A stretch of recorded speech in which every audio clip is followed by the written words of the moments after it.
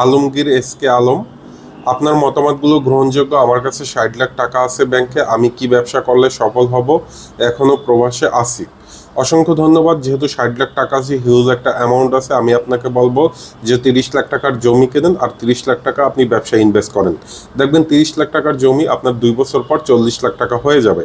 এবং আপনি যদি ব্যবসা করেন, 30 লাখ টাকার ভিতরে অজস্র ব্যবসা আছে। তার ভিতরে আমি অন্যতম বলবো স্টেশনারির ব্যবসা, লাইব্রেরির ব্যবসা, যেখানে খাতা কলম বই খাতা থেকে শুরু করে সব কিছু বিক্রি করতে পারেন।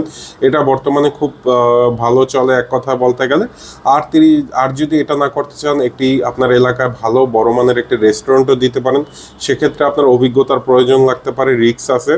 আর যদি রিস্ক না নিতে চান, তাহলে আমি বলবো 20 থেকে 30 লাখ টাকার ভিতরে আপনি মোটরসাইকেলের parts, accessories, helmet, Mobil, petrol, diesel এবং ফ্লাক্সিলোড বিকাশ, এই ব্যবসাগুলো করুন।